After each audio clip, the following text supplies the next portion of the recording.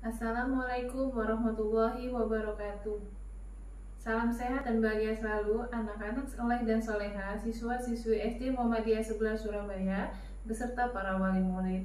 Perkenalkan, nama saya Meta Novantisari. Saya biasa dipanggil dengan Meta. Saya adalah alumni dari SD Muhammadiyah 11 Surabaya tahun 1994. Saya adalah seorang dokter dengan spesialisasi kedokteran fisik dan rehabilitasi, mungkin yang lebih dikenal dengan rehabilitasi medik, di Rumah Sakit Umum Daerah Tanjung Selor, yaitu di ujung utara Indonesia, di provinsi terbaru, yaitu adalah Kalimantan Utara.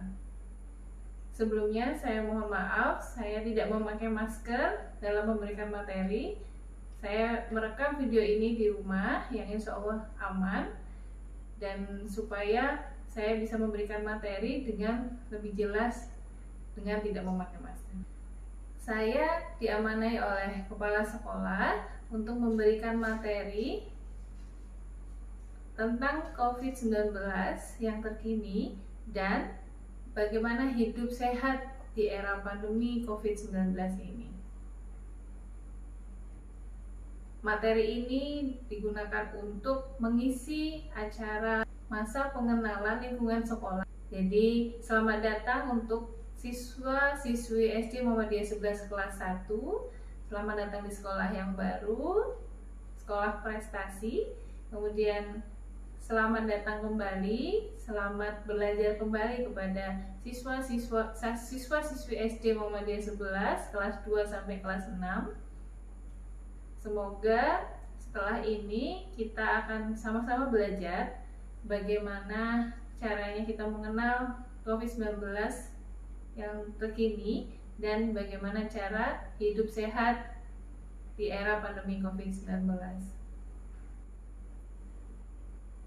Mungkin untuk anak-anak sekalian bisa disiapkan buku atau catatannya supaya apa yang bisa saya sampaikan bisa dicatat. Anak-anak soleh dan soleha, mari kita mulai materi ini ya. Mari kita bicarakan tentang COVID-19 terkini.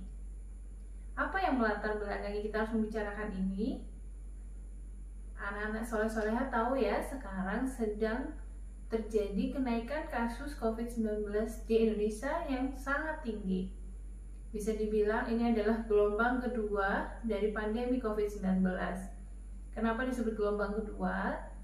Gelombang pertama kemarin itu adalah saat tingginya kasus atau puncak kasus itu pada bulan Januari atau Februari. Kemudian terjadi landai, kasusnya mulai menurun, tetapi akhir-akhir ini mungkin hampir sebulan ini terjadi peningkatan dan hari-hari terakhir ini adalah yang sangat tinggi sekali. Nah, kenapa sampai terjadi pelonjakan kasus di Indonesia? Nah, disebabkan karena beberapa alasan yang menyebabkan terjadinya kenaikan ini. Yang utama adalah karena tidak patuhnya masyarakat terhadap prokes, antara lain adalah mencuci tangan, menggunakan masker, menjaga jarak, menghindari kerumunan dan mengurangi mobilisasi, dan kurangnya upaya penerapan dari 3T, yaitu testing, tracing, dan treatment. Selain itu disinyalir atau diduga juga anak-anak bahwa peningkatan ini disebabkan oleh adanya mutasi atau adanya varian baru dari COVID-19 yang diduga dari varian baru ini itu bisa menyebabkan penularan yang lebih cepat, lebih berbahaya, dan menyebabkan keparahan dari penyakit tersebut. Varian baru dari COVID-19 ini ada beberapa, tetapi yang paling banyak itu adalah yang paling terkenal adalah ada empat varian baru, yaitu varian Inggris, varian Afrika Selatan, varian India, dan varian Brazil, di mana WHO menamainya dengan varian Inggris itu varian Alpha, kemudian varian Afrika Selatan Beta, varian India dengan varian Delta, dan varian Brazil adalah varian Gamma. Di mana dari penelitian memang di Indonesia ini yang dari studi kasus ya banyaknya itu adalah varian Delta. Anak-anak soleh dan soleha, dari tadi dibicarakan ada mutasi, ada varian. Jadi mungkin saya akan jelaskan ya mutasi itu apa.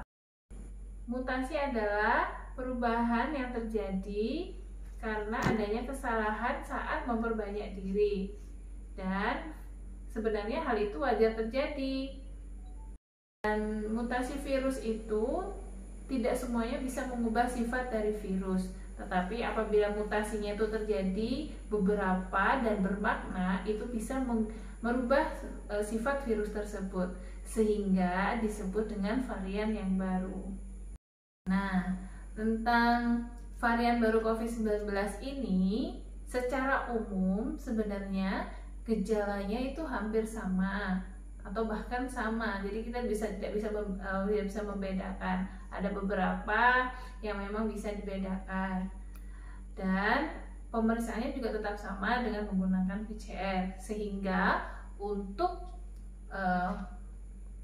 menentukan atau mengetes itu di Indonesia juga sudah bisa gitu dengan cara PCR tersebut. PCR itu adalah dengan swab. Lalu yang sedang gencar-gencarnya adalah yang dibicarakan adalah cara penularannya varian yang baru ini. Cara penularannya ini lebih berbahaya atau lebih cepat karena dengan adanya mutasi tersebut, jadi virus ini akan lebih mudah masuk ke dalam sel-sel tubuh kita. Kemudian dia juga bisa lebih banyak atau lebih mudah. Jadi penularannya kan tetap sama ya anak-anak ya. Jadi melalui droplet atau ludah, atau saat kita batuk atau bersin kan mengeluarkan cairan. Nah, itu yang akan menularkan. Kemudian varian baru ini juga lebih tahan lama di dalam udara, sehingga itulah kenapa bisa dibilang dengan varian baru ini akan mempercepat dan lebih berbahaya penularannya. Untuk gejala varian yang Afrika Selatan, ada beberapa studi kasus mengatakan bahwa memang lebih berbahaya atau lebih berat gejalanya dari virus COVID-19 yang varian lama, yang varian Wuhan yang pertama kali. Tetapi untuk yang varian Delta yang lebih banyak di Indonesia, yang sekarang lebih tersebar banyak di Indonesia, itu belum ada buktinya bahwa lebih parah atau lebih berat gejalanya. Sehingga kita sebenarnya tidak perlu terlalu khawatir terhadap varian-varian baru tersebut yang sudah ada di Indonesia. Karena yang seperti saya jelaskan tadi, gejalanya sama. Kemudian bisa juga diperiksa dengan PCR, sehingga untuk penegakan diagnosis juga tetap sama. Dan juga bisa diminimalisir dengan adanya vaksin. Nah, membicarakan tentang vaksin tadi, jadi vaksin ini tuh tidak membuat kita 100% kebal terhadap virus, tetapi secara penelitian ini bisa mengurangi resiko kita tertular dengan virus COVID-19, kemudian mengurangi resiko kita apabila kita tertular COVID-19 atau terpapar COVID-19 akan mengurangi resiko menjadi berat atau juga mengurangi resiko kita dirawat di rumah sakit. Jadi kesimpulannya yang untuk kita perhatikan dengan varian baru ini adalah bahwa yang sudah terbukti itu adalah meningkatkan dan mempercepat penularan COVID-19, sehingga kita bisa mencegahnya dengan cara 5M tadi ya. Kita harus tetap meningkatkan kesadaran kita untuk melaksanakan prokes tersebut dengan 5M. Untuk berikutnya, mungkin saya bisa sedikit berbagi pengalaman bagaimana kami bekerja di era pandemi COVID-19 ini. Jadi kami sebagai tenaga medis bekerja di rumah sakit di mana tempat resiko mungkin bisa dibilang resiko yang tinggi terhadap penularan COVID-19. Jadi kami selama bekerja menggunakan APD, alat pelindung diri, dengan beberapa tingkatan, dimana kalau seumpamanya untuk rawat jalan di poli itu kita menggunakan gown namanya, yang baju dari atas istilahnya bisa dipakai nanti di rumah sakit, kemudian pulang harus dilepas. Kita memakai baju yang baru, kemudian kita memakai masker, kemudian kita memakai face shield. Sedangkan bila kita bertugas di ruangan yang lebih beresiko, yaitu yang merawat pasien-pasien COVID-19, harus menggunakan alat pelindung diri yang lebih lengkap gitu, mulai dari atas sampai bawah tertutup, sehingga resiko tertular dari COVID-19 jadi menurun. Nah, memang tugas ini sangat berat untuk kami, tetapi kita semua harus tetap semangat dalam mengerjakan tugas ini. Nah, tugas anak-anak sekalian adalah untuk tetap melaksanakan prokes. Apabila tidak ada kegiatan di luar atau tidak ada hal yang penting, lebih baik di rumah saja. Nah, untuk materi yang terakhir yaitu bagaimana cara hidup sehat di era pandemi COVID-19 ini. Nah, yang pertama, yang paling penting adalah bagaimana kita melaksanakan prosedur kesehatan atau prokes, yaitu 5M ya. 5M tadi. Pertama adalah memakai masker, menjaga jarak, mencuci tangan, kemudian menjauhi kerumunan dan mengurangi mobilisasi. Yang pertama tadi adalah menggunakan masker. Nah, ini yang paling penting. Menggunakan masker di saat lonjakan kasus yang sangat tinggi ini, disarankan adalah menggunakan double masker. Masker yang 2 masker ya, berarti yang dimaksud dengan 2 masker ini apa? Yaitu masker kain dan masker medis. Jadi di dalam itu menggunakan masker medis dan kemudian di luarnya menggunakan masker kain. Nah, fungsinya apa? Fungsinya adalah kalau yang untuk masker medis itu bisa melindungi, jadi secara penelitian bisa melindungi sekitar 60% istilahnya bisa menyaring dari virus tersebut, jadi tidak bisa masuk ke dalam tubuh kita melalui wajah, yaitu hidung atau mulut. Nah, kemudian masker kain hampir sama, antara 50%. Jadi apabila itu digabungkan, diharapkannya secara penelitian itu bisa sampai meningkatkan sekitar 80-90% mengurangi resiko tertular dari COVID-19 tersebut.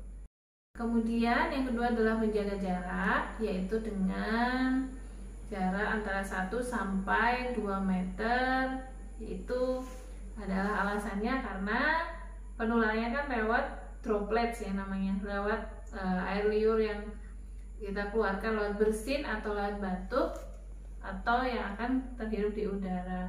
Kemudian yang ketiga adalah mencuci tangan, bisa menggunakan sabun selama 40-60 detik atau menggunakan hand scrub ya, atau hand sanitizer itu 20-30 detik. Kemudian mengurangi mobilisasi, maksudnya apabila kita tidak ada keperluan yang sangat genting atau penting sekali, lebih baik kita di rumah saja.